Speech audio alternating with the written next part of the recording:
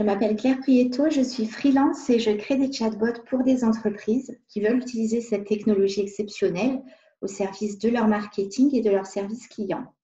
Aujourd'hui, je vais vous présenter le chatbot Vic5.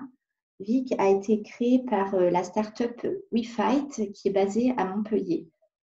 WeFight a créé plusieurs Vic en fonction des besoins de santé des personnes. Je vous invite à les découvrir. On va cliquer sur démarrer, on est sur Messenger. Tous les bots Vic sont sur Messenger.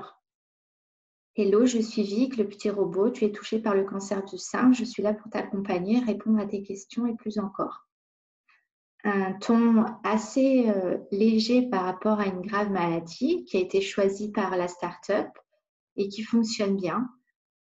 La présentation donc, de la RGPD, la protection des données personnelles, très bien expliquée, très clairement. Voilà, on va récupérer vos données, voilà ce qu'on va en faire, voilà comment on va les stocker et si vous voulez en savoir plus. Très, très précis et très important dans le contexte, en plus de personnes touchées par la maladie. J'accepte.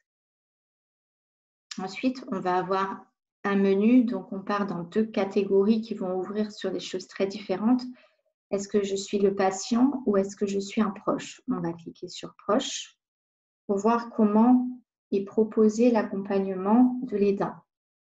Pour discuter avec moi, tu peux me poser des questions avec ton clavier. Donc, on est vraiment dans de l'intelligence artificielle ou bien on a des séquences déjà prédéfinies avec ces boutons questions. Donc, on va cliquer sur tu connais quoi? Voir un petit peu les présentations en termes de possibilités. Donc, on a les sujets abordés, le rôle de l'aidant, les traitements info-cancer, la qualité de vie, la partie administrative, le parcours de soins, l'oncogénétique et le témoignage de patients. Il faut savoir qu'il y a un gros travail qui a été fait en lien avec des équipes médicales et qui est validé par le corps médical. Alors, on va cliquer sur le rôle de l'aidant. Le rôle des proches est primordial dans l'accompagnement d'une personne touchée par le cancer. Comment on va pouvoir aider aux différentes phases de la maladie, comment on va pouvoir accompagner la personne. Donc, c'est vraiment très puissant déjà de nommer les différentes phases. Je pense que déjà la personne a déjà un premier point vraiment important qui lui est apporté, puisqu'on lui explique ces différentes phases et elle peut prendre du recul par rapport à ça. Et ensuite, comment fonctionner. Alors, on va dire par exemple l'annonce. À l'annonce du diagnostic, la personne va subir un choc.